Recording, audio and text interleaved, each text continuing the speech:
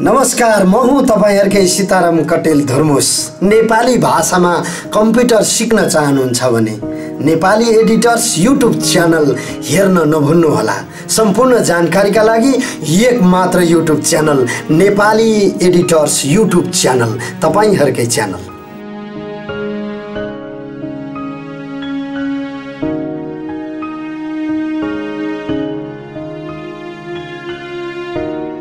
नमस्कार साथीहरु, अघिल्लो भिडियोमा चाहिँ हामीले पहिलो स्ट्रिमलाई सेटअप गरेका थियौं र एउटा भिडियोलाई रेकर्डेड थियो। त्यो भिडियोलाई चाहिँ हामीले स्ट्रिम गराएर देखाएका थियौं र यो भिडियोमा चाहिँ हामीले कुनै पनि ब्राउजरमा आएको कुरालाई हामीले कसरी लाइभ गर्ने हैन, त्यो लाइभ भिडियोबाट पनि हुन सक्छ अथवा चाहिँ ब्राउजरमा अपलोड पहिले गरेको जस्तै युट्युबमा अपलोड गरेको, फेसबुकमा अपलोड गरेको कुराहरूलाई पनि हुन सक्छ हैन।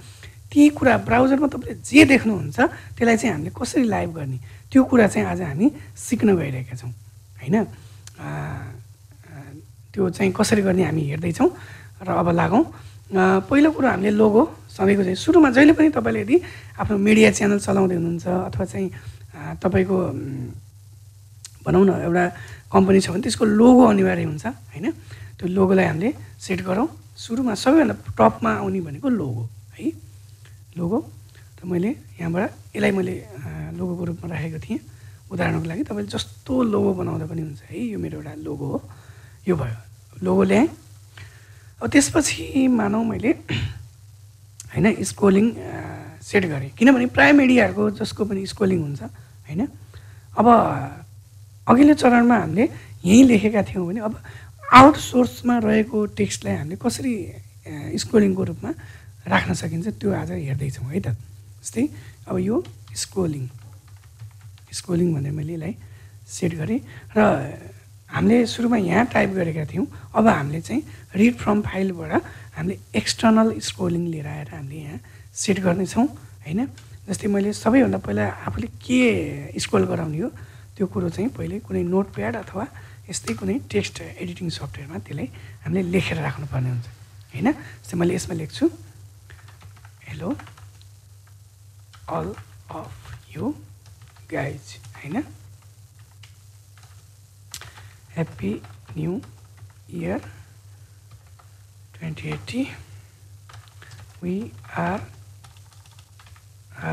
going to start our second streaming which is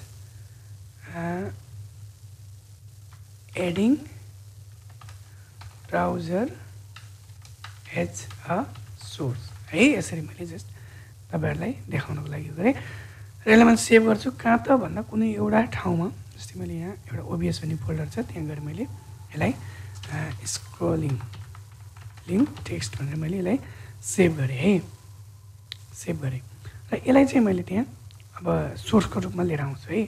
read from file गर्दाबित्तिकै अब यसले यहाँ सोध्छ कहाँबाट ल्याउने, ब्राउज। त्यसपछि हामीले यहाँ ओबीएस फोल्डरमा यो सेट गरेर राखेका छौं। हेर्नुस् यो आउटसोर्सबाट आइरहेको छ, नकि हामीले यही चाहिँ यसलाई लेखेका हौं। आउटसोर्सको टीएक्सटी फाइललाई हामीले यहाँ यसलाई सोर्सको रूपमा दिइरहेका छौं हैन। र यसलाई मैले सानो गर्छु। यो चाहिँ हामीले अघि हेरिसकेका छौं कसरी गर्ने भनेर।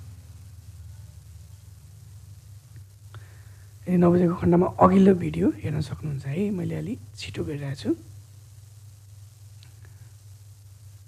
ल यसलाई मैले सानो गरेँ र अब यसको ब्याकड्रप राख्छु मैले, कलर सोर्स, र यसलाई मैले ब्याकड्रप हैन। र यसलाई मैले दिन्छु 20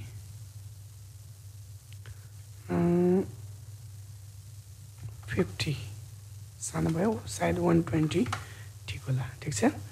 यसको कलर दिन्छु मैले पर्पल। ओके, ल यसलाई मैले यहाँ तल ल्याएँ है। अब छेकिरहेछ, यसलाई हामीले माथि गरौँ। यो भयो। त्यसपछि यसलाई हामीले मिलाउँ। अझैसम्म हाम्रो टेक्स्ट चलेको छैन, यसलाई हामीले स्क्रोल गर्न छ। राइट क्लिक गरेर यहाँ फिल्टर भन्ने छ, यहाँ जाउँ। त्यसपछि यहाँ प्लसमा जाउँ, त्यसपछि हामीले यसलाई स्क्रोल गराउने हो। यहाँ जाउँ, स्क्रोलै हो, ठिक छ, ओके। र यसलाई हामीले यसरी सुगेपछि अब हाम्रो स्क्रोल पनि भयो। अब हामीले सोर्स थप्दैछौँ होइन। अघिल्लोमा हामीले रेकर्डेड भिडियो राखेको थियौँ नि, अब हामीले ब्राउजरमा अलरेडी पहिले रेकर्ड भएको भिडियोलाई हामीले यहाँ सोर्सको रूपमा राख्दैछौँ है। अब त्यो के भन्दा कुनै एउटा भिडियो लिगौँ, युट्युबमा जाउँ, हामीले अरूको भिडियो नलौँ किनभने कपिराइटको कुरा होला। हामीले अलरेडी पहिला राखेको भिडियोलाई लिउँ। मैले यो लिएँ एउटा, यो लिएँ होइन। अब यसलाई हामीले सोर्सको रूपमा राख्छौँ है। र त्यसको लागि हामीले यो युआरएल होइन, युनिफर्म रिसोर्स लोकेटर अर्थात् यसको ठेगानालाई हामीले कपी गर्छौँ र ब्राउजरमा यहाँ ओबिएसमा आउँछौँ र फेरि यहीँ कुनै पनि सोर्सलाई एड गर्नको लागि हामी यहाँ जानुपर्छ र यहाँ छ ब्राउजर र यहाँ गएर यसलाई दिन्छु मैले युट्युब, जे पनि नाम राख्न सक्नुहुन्छ, ओके। त्यसपछि यहाँले यो जस्ट एउटा उदाहरणको लागि यो दिएछ, यसलाई मेटेर हामीले कपी गरेकोलाई यहाँ पेस्ट गरौँ र अब ओके गरौँ।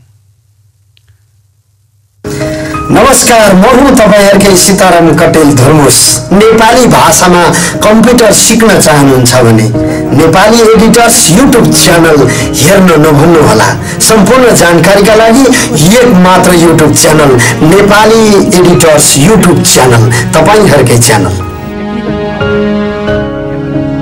गर्न मिल्यो अथवा म्युटै गर्न मिल्यो हैन। एउटा कुरा ख्याल गर्नु, यहाँ हामीले केही पनि गर्न सकिँदैन।